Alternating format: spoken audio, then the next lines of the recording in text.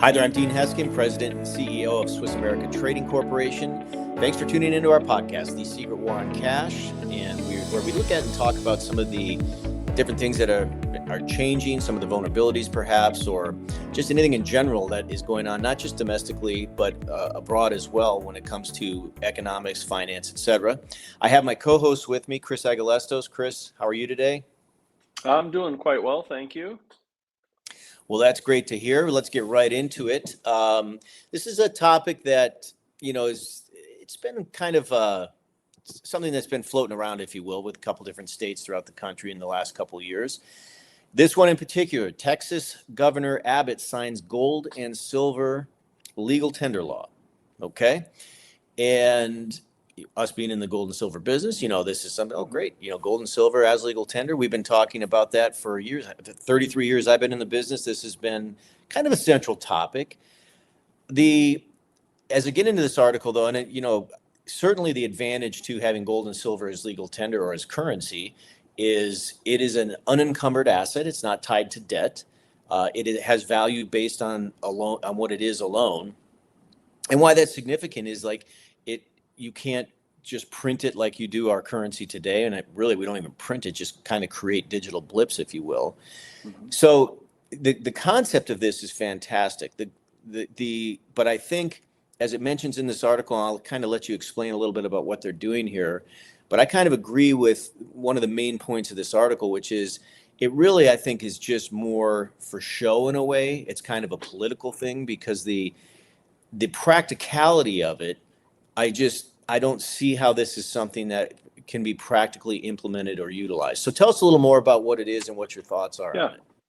Yeah. So what they've done here is basically make official the fact that residents of Texas can use gold and silver for regular transactions in daily commerce. Grocery store, restaurants, shopping malls, that sort of thing.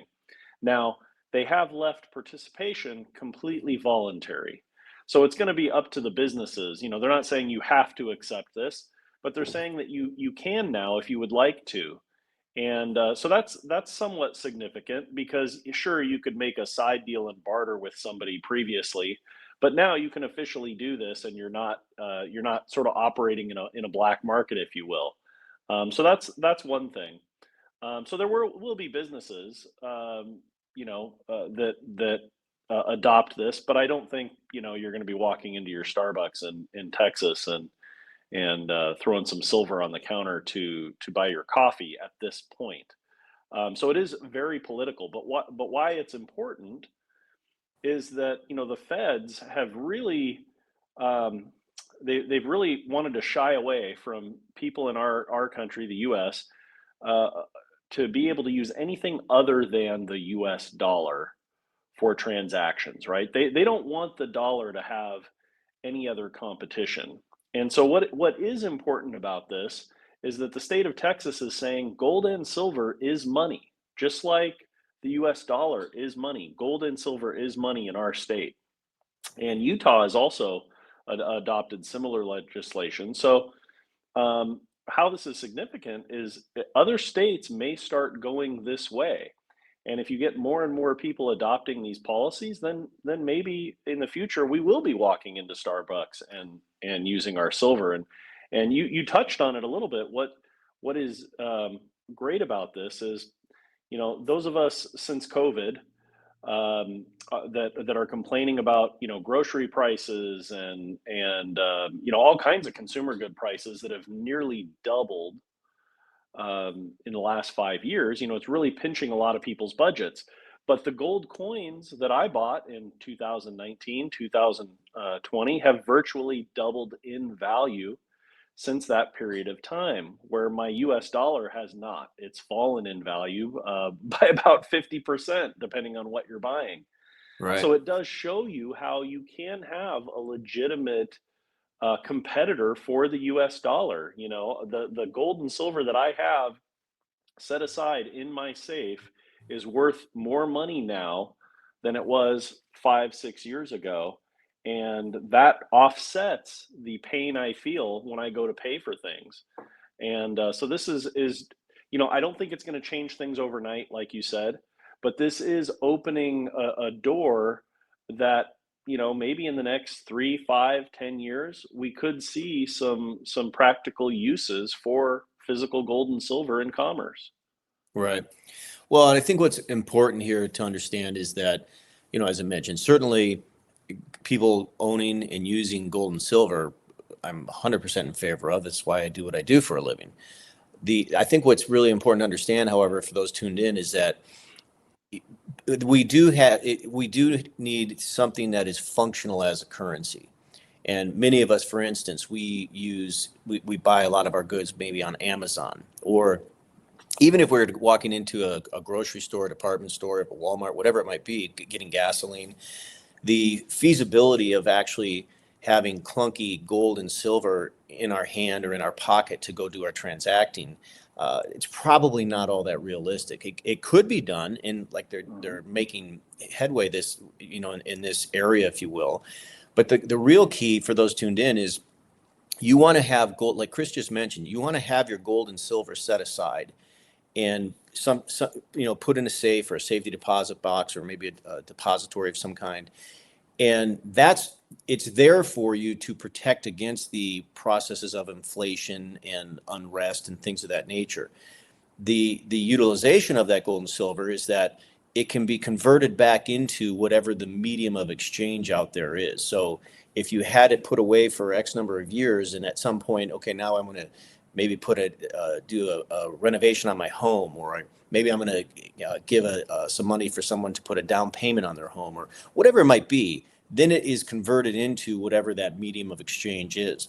And that's why, again, I look at this as being more political in nature, if you will. And I think the good thing is it's opening up people's eyes to, what the benefit, if you will, of gold and silver is, and the benefit that it can bring them.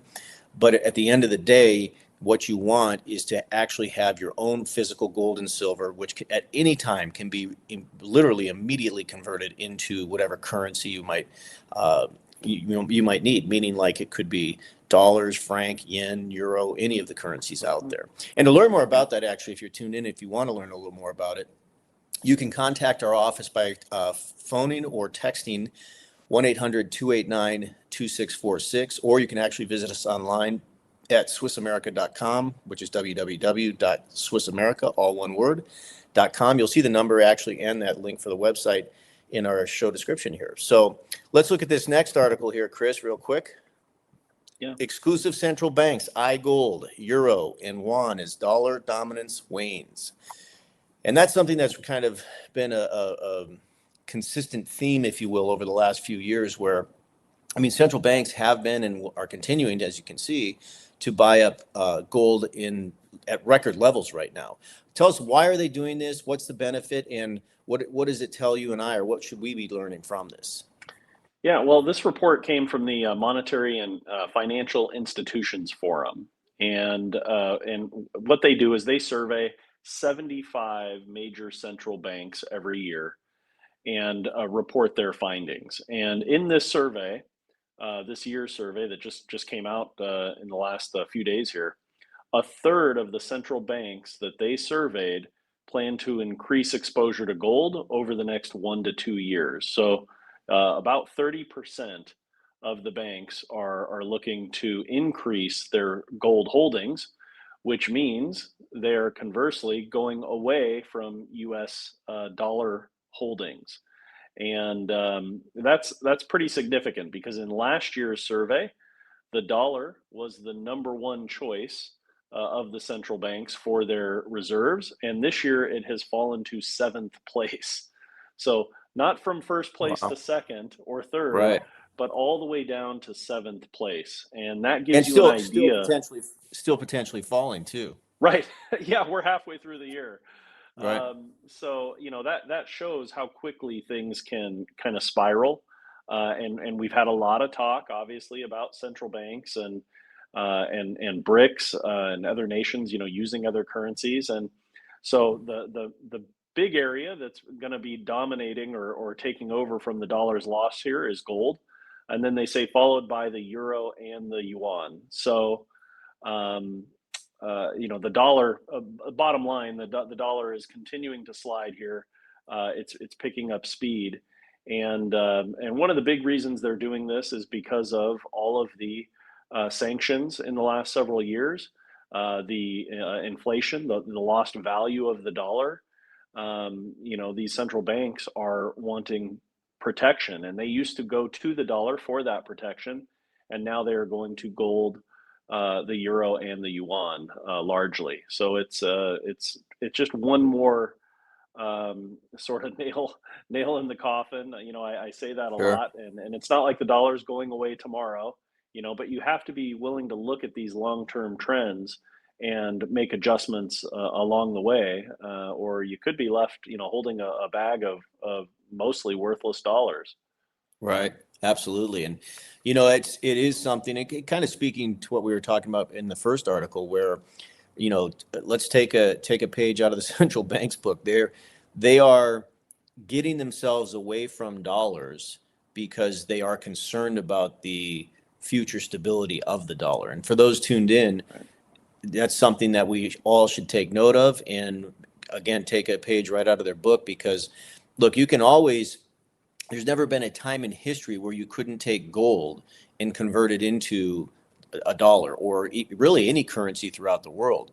There are plenty of times where those currencies are not able to be converted into gold, meaning as they lose value or people abandon it, the paper, it's literally not even worth the paper it's printed on, as they say. So that's why, again, if you haven't contacted us for some information about how to invest yourself into gold, or maybe how to diversify your holdings, please do so, as it's something that I think you'll be not only gain a better peace of mind knowing that you have that diversification, but it's proven to be one of the best performing investments or assets that people have held on to in the last several years. So thank you for that, Chris. And thanks for those of you tuning in. If you're not subscribed to our podcast, please do so, as we'd love to talk to you more in the future.